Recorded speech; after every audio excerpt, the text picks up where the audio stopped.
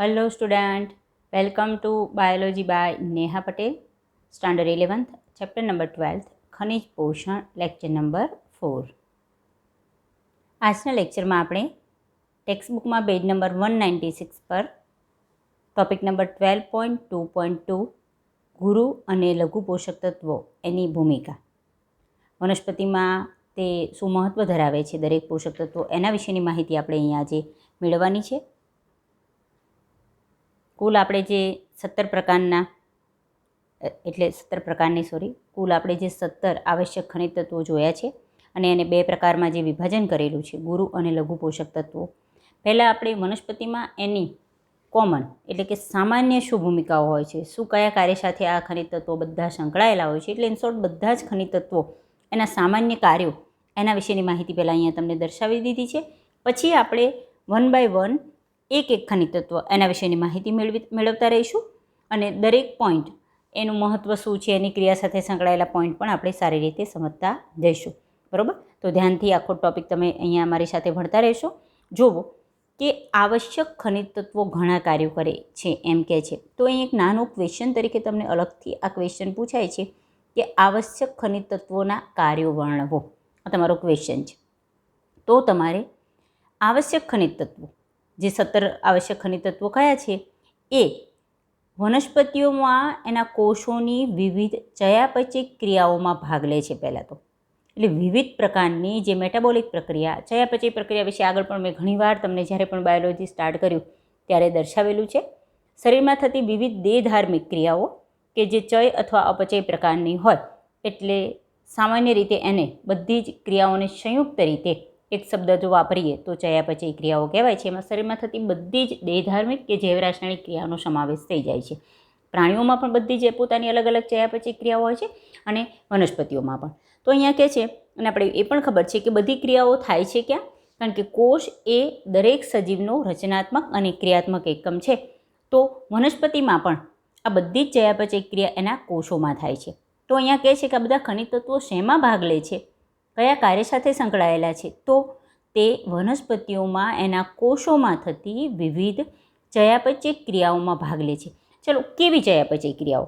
સામાન્ય રીતે જ્યારે પણ તમને જો મનુષ્ય માટે વાત કરે તો સિમ્પલ આપણી સાથે સંકળાયેલી, આપણા શરીરમાં સંકળાયેલી વિવિધ ચયાપચય ક્રિયાઓ ઇઝીલી આપણે બોલી શકીએ.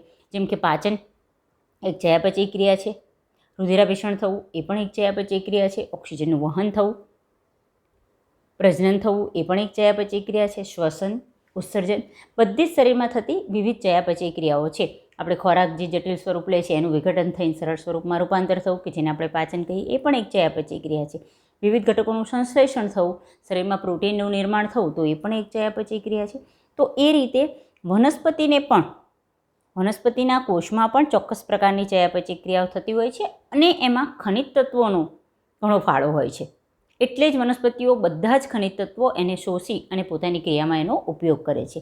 તો અહીંયા કેવી ચયાપચય ક્રિયાઓ, તો અહીંયા આપણે નંબર આપીશું. જ્યારે પણ તમે ટોપિક લખો કઈ રીતે લખો એકવાર દર્શાવી દઉં છું કે અહીંયા તમારે આ 1, 2, 3 કરી અને 1 by 1 નીચે પોઈન્ટ લખી શકો. એટલે અહીંયા તમે જ્યારે પણ ક્વેશ્ચન પૂછાય તો તમારે કઈ અને કેટલી ચયાપચય ક્રિયાઓ યાદ રાખવાની છે એ દર્શાવી શકશો. ચલો, એક ક્રિયા માટે સમજીએ. કોષ રસ પટલની પ્રવેશશીલતા.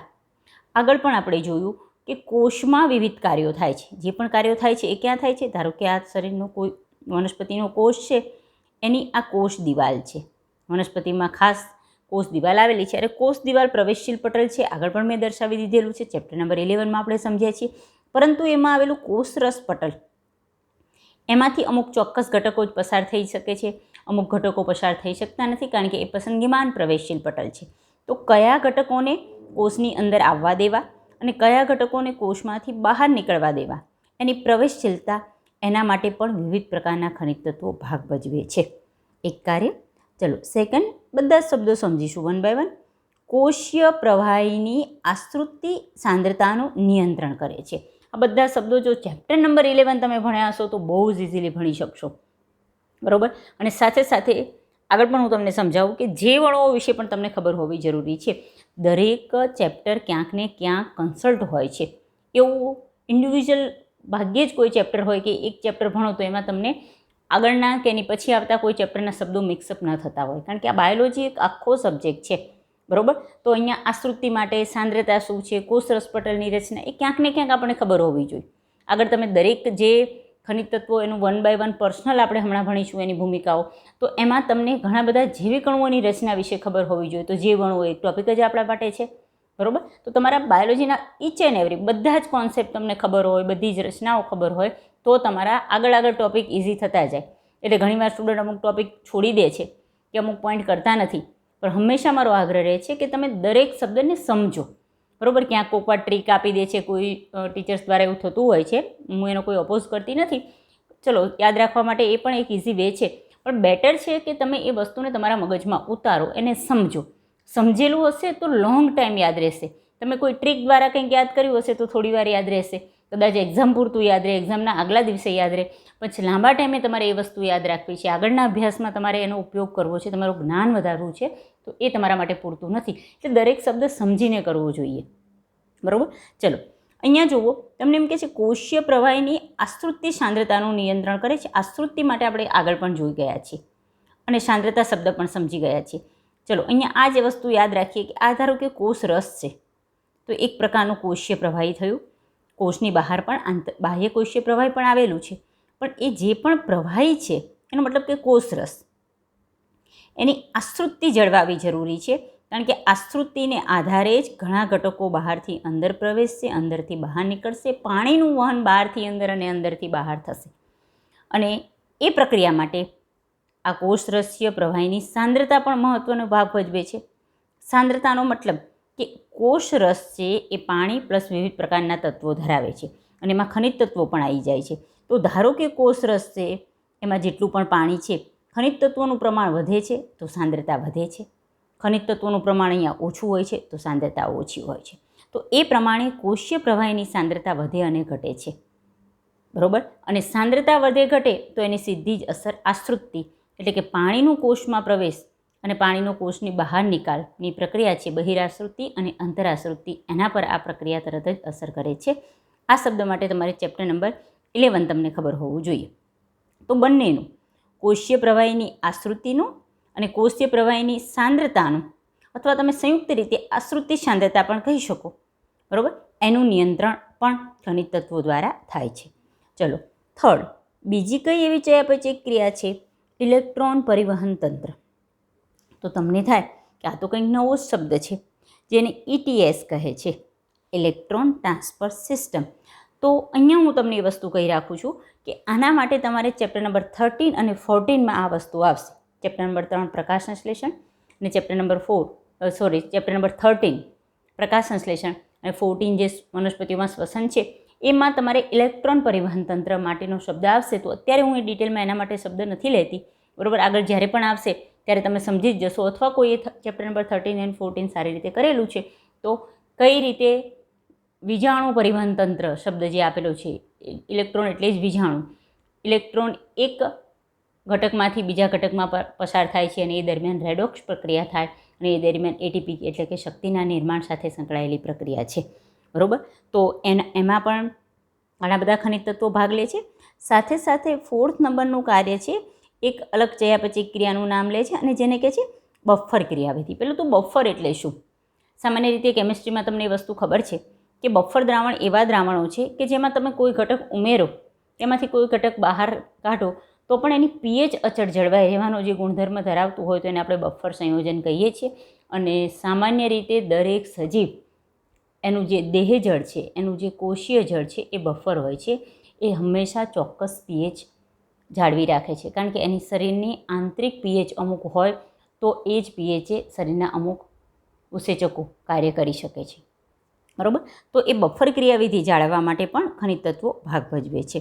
ચલો 5th નંબરની કોઈ પ્રક્રિયા છે, એનું નામ છે ઉત્સેચકીય ક્રિયાશીલતા. આગળ જ આપણે જોઈ ગયા કે ભાઈ શરીરમાં થતી વિવિધ ચયાપચય ક્રિયાઓ એ બધી કેટાલિટિક છે. કેટાલિટિક પ્રક્રિયાઓ ઇંગ્લિશમાં જેને કહે છે, એટલે કે ઉત્સેચકીય પ્રક્રિયાઓ છે. ધારો કે કોઈ પ્રક્રિયક છે, એમાંથી નિપજ બને છે કે બે અણુઓ ભેગા થઈને કોઈ મોટો અણુ બને છે, અથવા મોટા અણુનું વિઘટન થઈને નાના અણુ બને છે. કોઈ પણ પ્રકારની ઉત્સેચકીય પ્રક્રિયાઓ હોય છે, કોઈ પણ પ્રકારની જે દેહધાર્મિક પ્રક્રિયા હોય છે તો એના માટે ઉત્સેચકો હાજર હોય છે. અને આગળ પણ આપણે કહે છે કે આગળ પણ મેં તમને દર્શાવી દીધું જ્યારે પણ આગળ આપણે લાસ્ટ લેક્ચરમાં વર્ગીકરણ જોયું ત્યારે કે ઘણા બધા એવા, ધારો કે Mg+2 છે તો આપણે કીધું રૂબિસ્કો ઉત્સેચકને સક્રિય કરે છે. Zn+2 છે એ આલ્કોહોલ ડિહાઇડ્રોજિનેઝને સક્રિય કરે છે, બરાબર. તો ઘણા બધા ઉત્સેચકો એવા છે કે જેને ક્રિયાશીલ થવા માટે, સક્રિય થવા માટે ચોક્કસ pH અને તાપમાન તો જોયું જ, પણ અન્ય ખનિજ તત્વની હાજરીમાં જ એ સક્રિય થઈ શકે છે. તો અહીંયા ઘણી બધી ઉત્સેચકો એની ક્રિયાશીલતા માટે ખનિજ તત્વોની હાજરી અનિવાર્ય હોય છે. ચલો, 6 નંબરનું એનું કાર્ય છે મહાણુઓ તથા સહ ઉત્સેચકના મુખ્ય ઘટકોનું કાર્ય કરવું. ઘણા બધા એવા મહાણુઓ છે આપણા શરીરમાં, જે જૈવિક અણુઓ, જે આખું ચેપ્ટર જોઈ ગયા એમાં આપણે જોયું પ્રોટીન તો મહાણુ છે. શેનો બનેલો છે? એમિનો એસિડનો. એમિનો એસિડની રચનામાં નાઇટ્રોજન આવશ્યક છે, કાર્બન નાઇટ્રોજન આવશ્યક છે, ઓક્સિજન આવશ્યક છે, હાઇડ્રોજન. કાર્બન, નાઇટ્રોજન અને ઓક્સિજન તો બેઝિક ઘટક છે, પણ નાઇટ્રોજન, કારણ કે એક એમિનો સમૂહ હોવો જ જોઈએ એમિનો એસિડની રચનામાં, તો એમિનો સમૂહ એમાં N આવે તો નાઇટ્રોજનની હાજરી અનિવાર્ય છે. એ રીતે ન્યુક્લિક એસિડ લઈ લો, DNA કે RNAની રચના, એટલે કે ન્યુક્લિયોટાઇડની રચના, કે જેની અંદર ફોસ્ફરસ હોવો, વિવિધ પ્રકારના નાઇટ્રોજન બેઝ એટલે ફોસ્ફરસ અને નાઇટ્રોજન એમાં પણ હોવું જરૂરી છે, બરાબર. તો ઘણા બધા એવા મહાણુઓ છે. અને સહઉત્સેચક, કોએન્ઝાઇમ્સ જેને કહે છે. સહઉત્સેચક શું છે? તો એના માટે પણ આપણે ઉત્સેચકવાળું જે પણ ટોપિક સમજી ગયા છીએ એમાં આપણે સમજી ગયેલા છીએ આગળ પણ, કે એવા ઉત્સેચકો જેને કોપોલિમર કહેવાય છે, કે એની સાથે કોઈ બિન પ્રોટીન ઘટક સંકળાયેલો હોય તો એને આપણે સહઉત્સેચક કહીએ છીએ. સહઉત્સેચક શું, ઉત્સેચક શું, બરાબર છે, એના વિશે, એટલે એન્ઝાઇમ, કોએન્ઝાઇમ, એના વિશેની માહિતી આગળ આપણે સમજી ગયા છીએ. તો એ બધા મહાણુઓ અને સહઉત્સેચકના મુખ્ય ઘટકનું કાર્ય કરે. આપણે જોયું કે આ બધા જે મહાણુઓના નામ લીધા મેં, પ્રોટીન, ન્યુક્લિક એસિડ એટલે કે DNA, RNA, જેની રચનામાં ચોક્કસ પ્રકારનો ખનિજ તત્વ એના રચનાનું મુખ્ય ઘટક હોય, બરાબર. ક્લોરોફિલ છે એની રચનામાં આપણને ખબર છે. તો એ રીતે આ બધા જ કોમન તમને કાર્ય કીધા છે. આવશ્યક ખનિજ તત્વો, એના કાર્યો જણાવો તો તમારે આ રીતે લિસ્ટ કરી અને લખવાનું છે. ચલો, હવે આજના લેક્ચરોમાં એવું થશે કે લાઈન કેટલી ચાલી, ચલો તમને એવું લાગશે 3 જ, પણ મારે તમને બધા એક એક શબ્દ સમજાવવા માટે સમય વધારે લાગે છે. બાકી ટેક્સ્ટબુકમાં આપેલું જ છે. ઘણી જગ્યાએ ઘણી બધી ટ્રિક્સ પણ અવેલેબલ હોય છે કે જેનાથી સ્ટુડન્ટ યાદ રાખે છે, પણ હું મારા માટે કોઈ એવી ટ્રીક મારી પાસે છે નહીં, બરાબર. તમને કદાચ અત્યારે મારો વે અઘરો લાગશે કે આ રીતે કઈ રીતે યાદ રાખવું, પણ લગભગ બધા સ્ટુડન્ટ 1, 2, 3, 4, 5 વાર, જેટલી પણ વાર વાંચો, હું તમને કહીશ કે આમાં આ પોઈન્ટ એક્ઝેક્ટલી આ છે. MCQમાં ઘણા બધા MCQ આમાંથી પૂછાય છે, લોટ્સ ઓફ MCQ. ખાલી આજનો અને કદાચ આ લેક્ચર મોટો થાય તો બીજો લેક્ચર બનાવું, તો એ લેક્ચર કે જેમાં બધા જ ખનિજ તત્વો એના કાર્યો વિશે આપે છે, તો એમાં કેટલા બધા MCQ આવી શકે, બરાબર. હું હિન્ટ આપતી જઈશ, પણ તમારે થોડીક આમાં મહેનત કરવાની છે. થોડુંક યાદ રાખવાવાળું ટોપિક છે. આગળ પણ મેં કીધું હતું, હું સમજાવી તો દઈશ જ, બરાબર. તમને સમજવામાં ક્યાંય કન્ફ્યુઝન નહીં થાય, કારણ કે દરેક ક્રિયા સમજાવીશ, પણ થોડુંક યાદ રાખવાનું. આ ચેપ્ટરમાં મને સહયોગ આપશો તો તમારે આ પોઈન્ટ સારી રીતે આની સાથે ક્લિયર થશે. આગળ જ મેં દર્શાવી દીધું છે, છતાં તમે આ ક્વેશ્ચન જ્યારે પણ પૂછાય તો આવશ્યક ખનિજ તત્વોની ભૂમિકા સ્પષ્ટ કરો એમ કહે છે, તો તે ઘણા કાર્યો કરે છે. તે વનસ્પતિમાં કોષોની ઘણી બધી ચયાપચયિક ક્રિયાઓમાં ભાગ લે છે, જેવી કે કરી અને આપણે જે નંબર આપ્યા 1, 2, 3, 4, 5 અને 6, અહીંયા આ રીતે પોઈન્ટ પાડી અને 6 એ 6 આન્સર લખી શકો છો. તો હવે આપણે જે બધા જ આવશ્યક ખનિજ પોષક તત્વો છે, બરાબર, એના વિવિધ સ્વરૂપો, તેમના કાર્યો, એટલે કે તેમની વનસ્પતિમાં શું ભૂમિકા છે અને કયા સ્વરૂપે એ જમીનમાંથી શોષાય છે એના વિશેની માહિતી મેળવીશું. હવે અહીંયા ધ્યાન રાખો કે જે ગુરુ અને લઘુ પોષક તત્વો કેટલા છે? 17, બરાબર છે. એમાંથી આગળ પણ મેં તમને દર્શાવ્યું કે અહીંયા આપણે ટોટલ કુલ 13 આવશ્યક ખનિજ તત્વો એના વિશે 1 by 1 વાત કરીશું.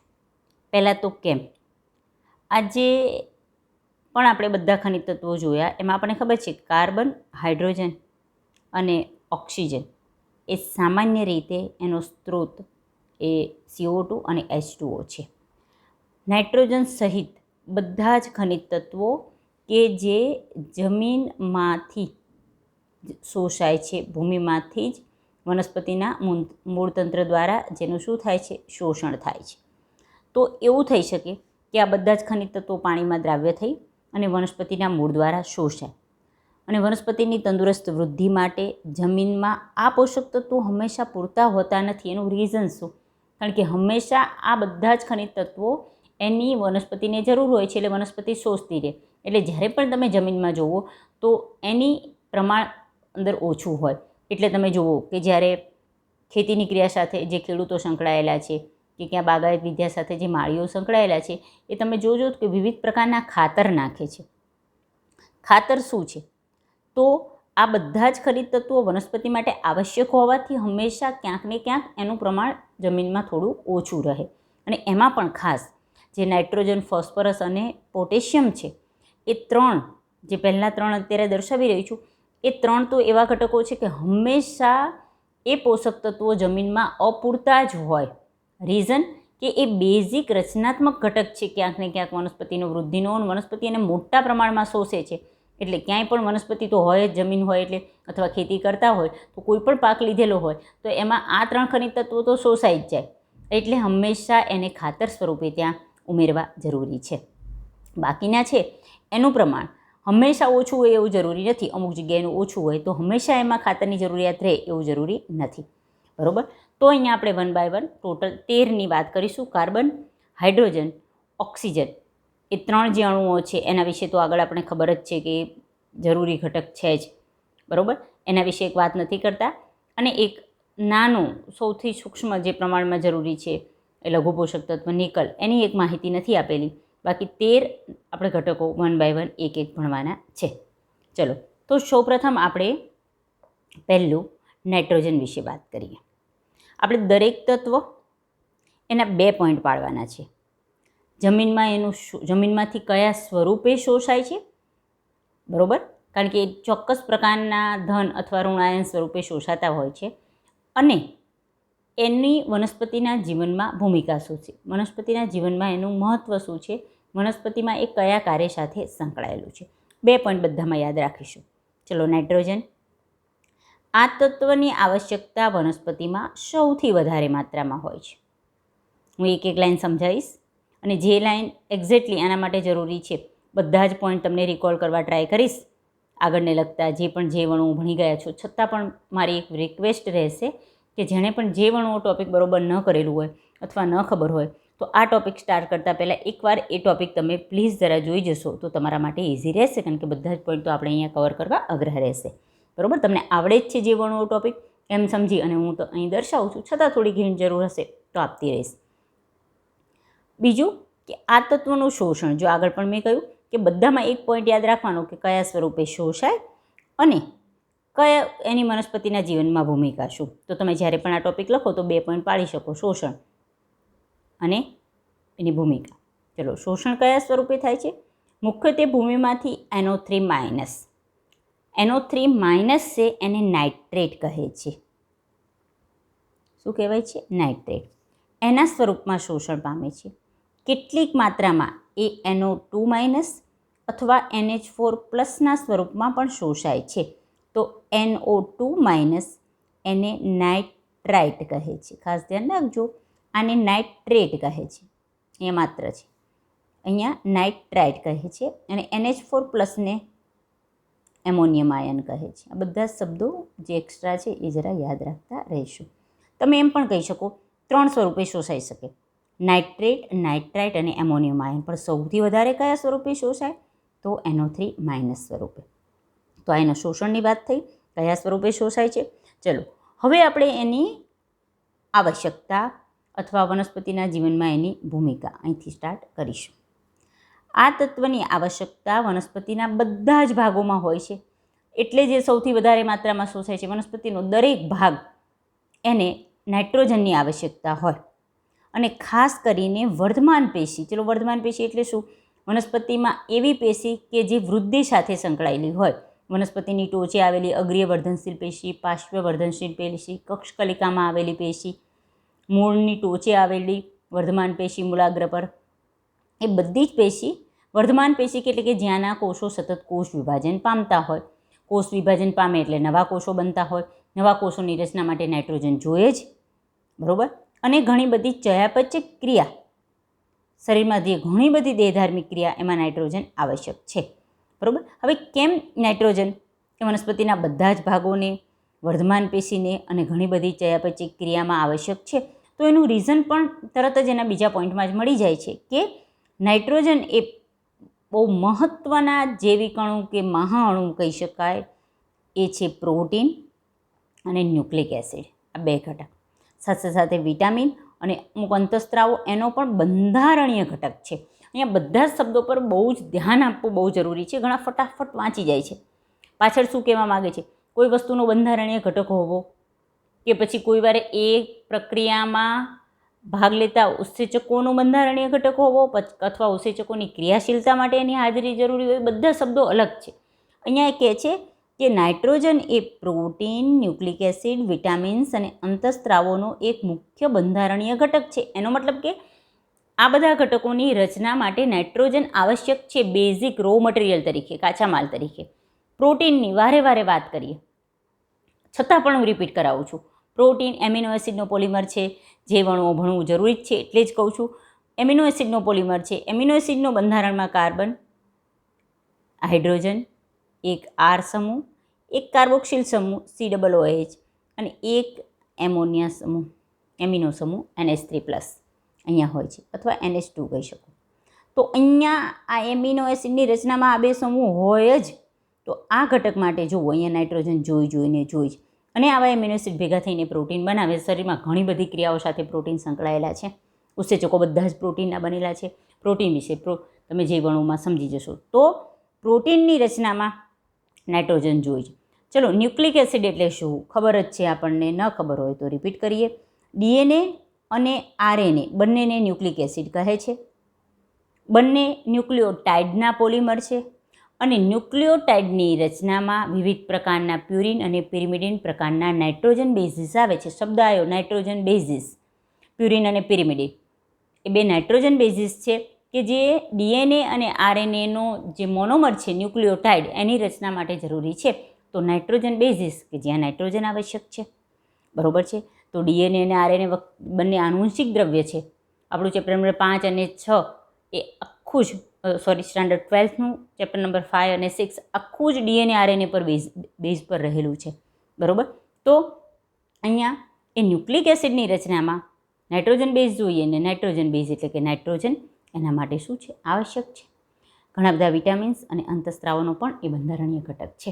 તો અહીંયા આપણે આ રીતે આના બે મુખ્ય ભૂમિકાઓ યાદ રાખીશું, બરાબર. શું ખબર પડી કે આ બધા જ ઘટકો તો એના કોષોમાં હોય જ. કેમ વર્ધમાન કોષો? તો વર્ધમાન કોષોમાં નવો કોષ બને તો એમાં પ્રોટીન પણ જોઈએ. અને નવો કોષ બનતો હોય એમાં એનું આનુવંશિક દ્રવ્ય DNA અને RNA પણ જોઈએ. તો એ બે રચના માટે નાઇટ્રોજન તો જોઈએ જ, બરાબર.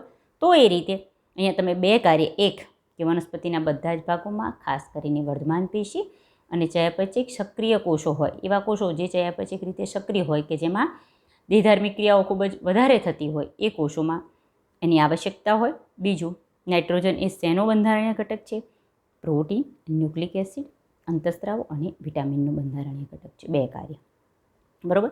પહેલાં આટલું જ નાનું કરી લો, પછી બીજા પર જાઓ, બરાબર. 1 બાય 1 એક એક સમજવાનું છે. સેકન્ડ છે ફોસ્ફરસ. શોષણ કયા સ્વરૂપે થાય? તો આપણે યાદ જ રાખવાનું છે. ફોસ્ફેટ આયન સ્વરૂપે, H2PO4-1, HPO4-2, આ બે સ્વરૂપે એ જમીનમાંથી શોષાય છે. ચલો, એની ભૂમિકા વિશે અહીંયા જ્યાં પણ લાઈન કરું છું, આગળનો પાર્ટ તમારે શોષણમાં લખવાનો છે. આનો પાર્ટ છે એ તમારે એના ભૂમિકા અથવા આવશ્યકતા, મહત્ત્વ, જે પણ કહી શકો એમાં લખવાનું. ફોસ્ફરસ એ કોષ રસ પટલ, અહીંયા કોમા કરીશું, કેટલાક પ્રોટીન, બધા જ ન્યુક્લિક એસિડ અને ન્યુક્લિયોટાઇડનો બંધારણીય ઘટક છે. અહીંયા પણ એ 4 એવા અણુઓ છે કે જેનો બંધારણીય ઘટક છે. કોનો? તો કોષરસ પટલનો. ચલો, કોષરસ પટલની રચના બધાને ખબર છે. શેનું બનેલું છે કોષરસ પટલ? યાદ કરો, પ્રોટીન અને લિપિડ. લિપિડનું દ્વિસ્તર. અહીંયા જે લિપિડ હોય યાદ કરજો. કેમ? આ બધા પોઈન્ટ યાદ રાખશો તો MCQ માટે ઘણા, બરાબર. આખો મારો વિડીયો તમે જોશો, ટેક્સ્ચ્યુઅલ પોઈન્ટ તો બધા એમસીક્યુ માટે પૂછાઈ શકે, પણ કોન્સેપ્ટ ક્લિયર હશે તો ઘણા બીજા શબ્દો સમજાઈ શકું. ચલો, કોષરસ પટલ, એની રચનામાં ફોસ્ફરસ કઈ રીતે આવે તો એ સમજતા જઈએ કે જે કોષરસ પટલ છે એની રચનામાં બે ઘટક છે. કયા? લિપિડ અને પ્રોટીન. જે લિપિડ છે કોષરસ પટલમાં એ હંમેશા ફોસ્ફોલિપિડ સ્વરૂપે હોય છે. એટલે લિપિડ સાથે બિનલિપિડ ઘટક ફોસ્ફરસ જોડાયેલું હોય છે. તો ફોસ્ફોલિપિડ છે એ જરૂરી છે અને ફોસ્ફોલિપિડ બનવા માટે ફોસ્ફરસ જરૂરી છે. બરાબર. કેટલાક પ્રોટીન, કારણ કે પ્રોટીનનો જે બંધારણીય ઘટક એમિનો એસિડ છે એમાં ફોસ્ફરસ હોય જેવું જરૂરી નથી. નાઇટ્રોજન એનું આવશ્યક છે, પણ જે આર સમૂહ છે અહીંયા આપણે જે લખીએ છીએ, જો બધા જ એમિનો એસિડ ખબર છે કે જેમાં કાર્બન, એક કાર્બોક્સિલ સમૂહ, એક એમિનો સમૂહ અને હાઇડ્રોજન આટલું સામાન્ય હોય. અહીંયા જે આર સમૂહ આવે એ બદલાય. તો અમુક જે પ્રોટીન છે એમાં આવેલા એમિનો એસિડ એમાં આર સમૂહ એમાં ફોસ્ફરસ હોય છે. તો કેટલાક પ્રોટીન માટે આવશ્યક છે. બરાબર. એટલે જ બધા શબ્દ નથી વાપર્યો. કોષરસ પટલમાં તો આવશ્યક હોય જ, કારણ કે કોષરસ પટલમાં ફોસ્ફોલિપિડ જોઈ જ અને ફોસ્ફોલિપિડ માટે ફોસ્ફરસ જોઈ. કેટલાક પ્રોટીન સમજી શકો, કારણ કે એવો આર સમૂહ કે જે ફોસ્ફરસ ધરાવતો હોય તો એમાં આપણે પ્રોટીન જોઈએ. બધા જ ન્યુક્લિક એસિડ અને ન્યુક્લિયોટાઇડનો બંધારણ ઘટક, બધા જ. કેમ?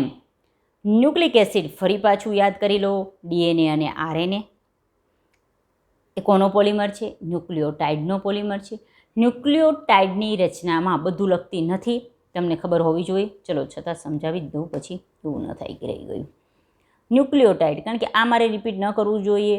જૈવિક અણુઓમાં જ આ બધું વસ્તુ આવી જાય છે, છતાં અમુક સ્ટુડન્ટને જો નથી કર્યું તો ન્યુક્લિયોટાઇડની રચનામાં ટાઇડ 3 ઘટક આવે. એક શર્કરા, રિબોઝ અથવા ડીઓક્સી રિબોઝ પ્રકારની, એટલે પેન્ટોઝ શર્કરા આવે એક, કે જે કાર્બોદિત કહેવાય છે. બીજો ઘટક નાઇટ્રોજન બેઝિસ આવે, પ્યુરિન અને પિરિમિડિન પ્રકારના. એટલે જ આપણે કીધું કે અનિવાર્ય ઘટક નાઇટ્રોજન બેઝિસ છે, એટલે ન્યુક્લિક એસિડની રચનામાં નાઇટ્રોજન તો જોઈને જ. ત્રીજો ઘટક ફોસ્ફરસ, ફોસ્ફેટ સમૂહ સ્વરૂપે આવે.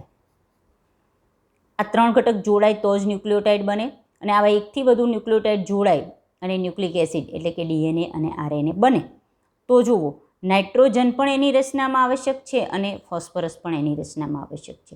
એટલે તમે એમ કહી શકો નાઇટ્રોજન છે એ બધા જ ન્યુક્લિક એસિડ અને ન્યુક્લિયોટાઇડની રચનામાં આવે. એ જ રીતે ફોસ્ફરસ પણ બધા જ ન્યુક્લિક એસિડ અને ન્યુક્લિયોટાઇડની રચનામાં આવે છે.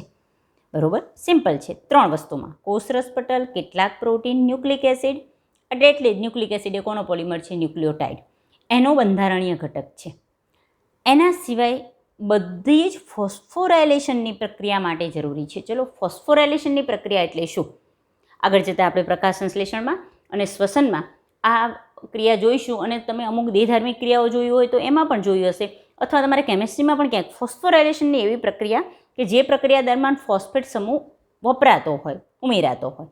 અહીંયા જ્યાં પણ ફોસ્ફોરાયલેશનની પ્રક્રિયા થાય છે એના માટે જે ફોસ્ફેટ સમૂહ જો એ મોટાભાગે એટીપી એનો સ્ત્રોત હોય છે, એડિનોસાઇન ટ્રાયફોસ્ફેટ. એમાંથી ફોસ્ફેટ સમૂહ લઈ અને એ ફોસ્ફેટ સમૂહ જ્યારે ઉમેરાતો હોય કોઈ પ્રક્રિયામાં તો એને ફોસ્ફોરાયલેશન, શબ્દ જ ફોસ્ફોરાયલેશન, ફોસ્ફરસની તો આવશ્યકતા હોય જ. બરાબર. તો અહીંયા સિમ્પલ બીજા ઘટક માટે કે કોનો બંધારણીય ઘટક? કોષરસ પટલ, પ્રોટીન, ન્યુક્લિક એસિડ અને ન્યુક્લિયોટાઇડનો. અને કઈ પ્રક્રિયા? ફોસ્ફોરાયલેશન પ્રક્રિયા. અહીંયા પણ 2 કાર્ય થયા, 2 ભૂમિકાઓ થઈ. બરાબર. ચલો, હું એક તમને રસ્તો બતાવું છું, નોટ અ ટ્રીક. બરાબર. મહેનત કરવા માટેનો વે, યાદ રાખવા માટેનો. ઘણીવાર મિક્સઅપ થઈ જાય છે સ્ટુડન્ટને તેના કાર્યો. તો શું કરવાનું રહેશે? તમારા નાઇટ્રોજન માટે કરી લો, કમ્પ્લીટ બધા પોઈન્ટ વિડીયો મારો જોઈ લો. ક્યાંય તમને કોઈ ઘટક જૈવણો વિશે નથી ખબર તો આગળ જઈને જોઈ લો, પણ કમ્પ્લીટ પહેલાં નાઇટ્રોજન કરી નાખો. કેટલું નાનું જુઓ, આટલું બોલી શકાય કે શોષણ કયા સ્વરૂપે થાય. 2 કાર્યો. એકવાર નાઇટ્રોજન કમ્પ્લીટ થઈ જાય છે પછી એને સાઈડમાં રાખી લો, બોલી લો, એકવાર મોઢે લખી લો, ચેક કરી લો જાતે. જેટલી મહેનત કરશો એટલું આવડશે. બરાબર. હંમેશા કોઈના પર ન છોડો. ઘણીવાર તમારે યાદ કરીને તમારે લખવાનું છે, તમારે તમારી ભૂલ ચેક કરવાની છે. કોઈ આપણી એક્ઝામ ન લે, આપણે આપણી જાતની એક્ઝામ લઈ અને તૈયાર કરીશું. બરાબર. તો એકવાર નાઇટ્રોજન કમ્પ્લીટ થઈ ગયું પછી ચલો મારે બીજો ઘટક કરવો છે. ફોસ્ફરસ વિશે વાંચી લઉં છું, પહેલાં સમજી લઉં છું, સમજીને યાદ કરી લઉં છું કયા સ્વરૂપે શોષાય છે, કેટલા કાર્યો છે. ફોસ્ફરસ માટે લખી લઉં. પછી મારે શું કરવાનું છે? રિકોલ કરવાનું છે. નાઇટ્રોજનમાં શું હતું? કયા સ્વરૂપે શોષણ થતું હતું બોલી જાઓ. કયા કાર્ય હતા એ બોલી જાઓ, એટલે કે એની ભૂમિકા બોલી જાઓ. ફોસ્ફરસ કયા સ્વરૂપે શોષણ પામતું હતું એ બોલી જાઓ, ફોસ્ફરસ માટેના કાર્યો બોલી જાઓ.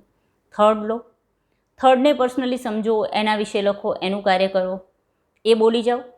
દર વખતે જ્યારે પણ તમે આગળ વધતા જાઓ તો આગળના ફરી બોલતા જ જવાના, એટલે તમે અલગ પાડી શકો દરેકના કાર્ય, કે પહેલાંમાં આ કાર્ય આવ્યું હતું નાઇટ્રોજનમાં, બીજું ફોસ્ફરસ આ કાર્ય આવ્યું હતું, ત્રીજું પોટેશિયમમાં આ કાર્ય આવશે. બરાબર છે? આવું કંઈક યાદ કરી શકાય. થોડીક મહેનત લાગશે પણ બહુ સરસ તૈયાર થઈ જશે. લગભગ મારા સ્ટુડન્ટને આમાં વાંધો નથી આવતો જો આ રીતે કરે છે તો. બરાબર? લગભગ કોઈ એવું નથી કીધું. મિક્સઅપ થઈ જાય છે એકવાર, હું એમ નથી કહેતી. બરાબર? અમુક પ્રોબ્લેમ હું તમારા સ્વીકારું છું કે આપણને એકવારે યાદ ન રહે, કોકને ઝડપી યાદ રહે, કોકને વાર લાગે. પણ આ રીતે ટ્રાય કરી જોજો. તમને ઘણો ટાઈમ જશે પણ એકવાર એવું તૈયાર થઈ જશે, એટલા બધા MCQ સોલ્વ કરી શકો, વેરી ઇઝી. પછી બહુ મજા આવશે કે હા બહુ માર્ક્સ આવે આમાંથી. તો ટોપિક છોડતા નહીં, ઘણા બધા ક્વેશ્ચન નીકળી શકે છે આમાંથી. એટલે ચલો થર્ડ નંબર પર જઈએ. પોટેશિયમ. વનસ્પતિઓ દ્વારા તેમનું શોષણ પોટેશિયમ આયન K+ સ્વરૂપમાં થાય છે. કયા સ્વરૂપે શોષણ પામે છે? ચલો એની ભૂમિકાઓ વિશે સ્ટાર્ટ કરીએ. કે તેની જરૂરિયાત વનસ્પતિઓની વર્ધમાન પેશીઓ, એટલે કે વૃદ્ધિ પામતા કોષો જ્યાં હાજર છે, વર્ધમાન પેશીઓ ક્યાં હોય તો એ જ તમને ખબર પડી જાય. કલિકાઓ, પર્ણકલિકાઓ છે, પુષ્પકલિકાઓ છે, કે જે આગળ જતો વિકાસ થવાનો છે ત્યાં વર્ધમાન પેશીઓ હોય જ. પર્ણ અને મૂળાગ્ર, મૂળનો અગ્રભાગ, ત્યાં પણ મૂળ સતત વિકાસ પામી અને વધવાનું છે તો ત્યાં પણ વર્ધમાન પેશી હોય, ત્યાં એનું પ્રમાણ વધારે હોય. કઈ જગ્યાએ? વર્ધમાન પેશી. તો વર્ધમાન પેશી ક્યાં હોય? કલિકાઓ, પર્ણ, મૂળાગ્રમાં.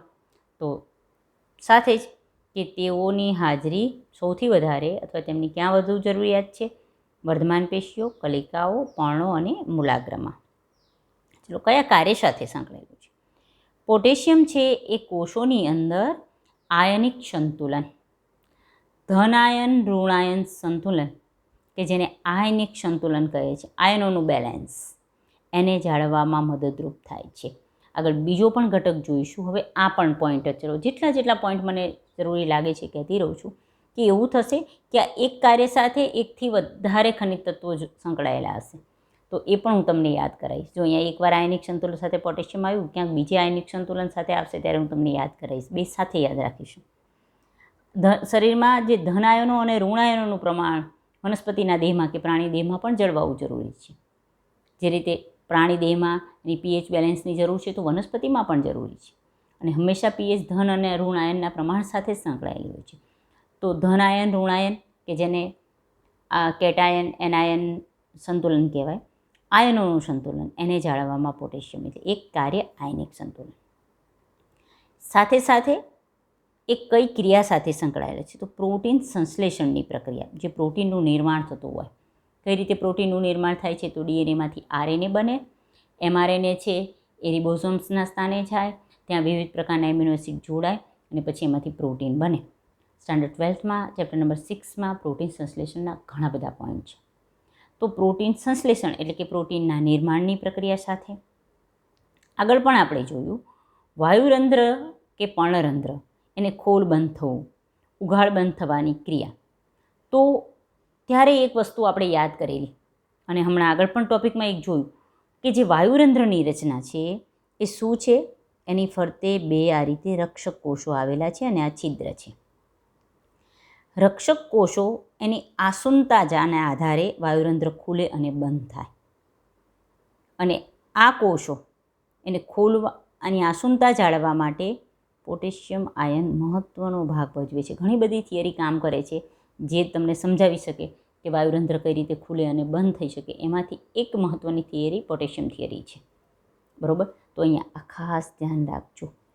વાયુરંધ્ર કે પર્ણરંધ્ર એને ઉઘાડા બંધ થવાની ક્રિયા, ઉત્સેચકોની સક્રિયતા, ઘણા બધા ઉત્સેચકોની સક્રિયતા કોમન છે, અને કોષોની આસુનતા. ચલો કોષોની આસુનતા તો અહીંયા જ આપણને કામ લાગી, કારણ કે પોટેશિયમ આયન આ બે જે રક્ષક કોષો છે એની આસુનતા જાળવે. અને આગળ જ આપણે ચેપ્ટર નંબર 11માં સમજી ગયા છીએ કે કોષો રક્ષક કોષોની આસુનતાને આધારે જ્યારે રક્ષક કોષો આસુન થાય છે તો આપણને ખબર છે વાયુરંધ્ર ખુલે છે અને રક્ષક કોષો એ પોતાની મૂળ સ્થિતિમાં આવે છે તો વાયુરંધ્ર બંધ થઈ જાય છે.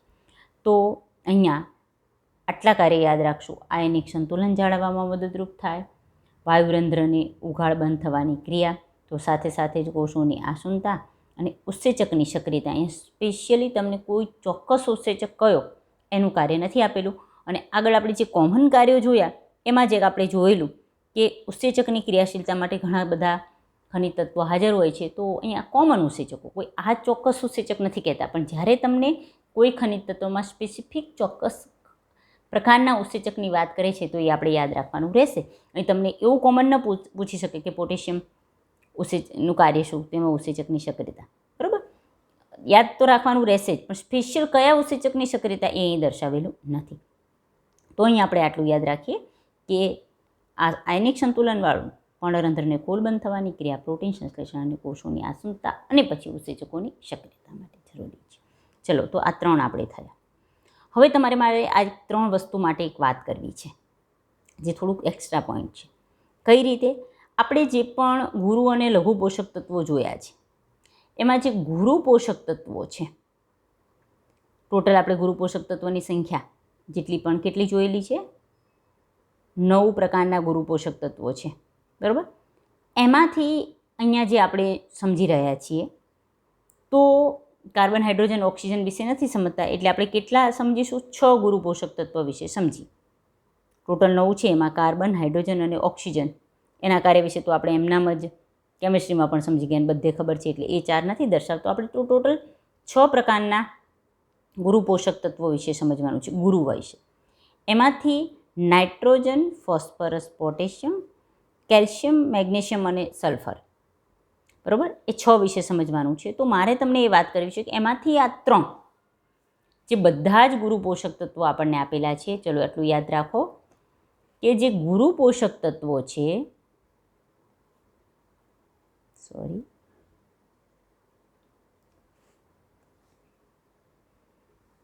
જે 9 છે ગુરુ પોષક તત્વો, એમાંથી આપણે કાર્બન, હાઇડ્રોજન અને ઓક્સિજનની વાત અહીંયા કરતા નથી. એટલે બાકી કેટલા રહ્યા? 6 ગુરુ પોષક તત્વો છે. એમાંથી પણ એને 2 ભાગમાં વિભાજિત કરી શકાય છે. પ્રાથમિક ગુરુ પોષક તત્વો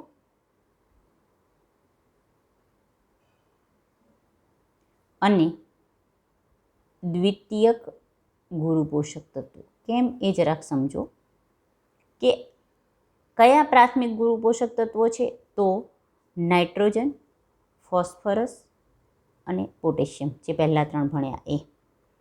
હવે જે 3 ભણવાના છે એ એટલે કે કેલ્શિયમ, મેગ્નેશિયમ અને સલ્ફર. આ 3 છે એ દ્વિતીયક ગુરુ પોષક તત્વો છે. કેમ? જો પહેલાં તો આપણને ખબર છે ગુરુ પોષક તત્વો એ વનસ્પતિમાં બધા જ વનસ્પતિના બધા જ ઘટકોને જરૂરી છે અને એનું વધારે પ્રમાણ જરૂરી છે.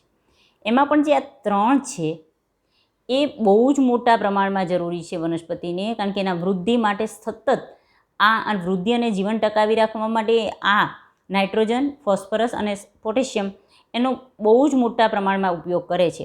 એટલે હંમેશા આની ઉણપ હોય જ જમીનમાં. કેમ આની ઉણપ હોય? કારણ કે જમીનમાં ઉણપ હોય, વનસ્પતિમાં નહીં. વનસ્પતિમાં આનું પ્રમાણ વધુ હોય.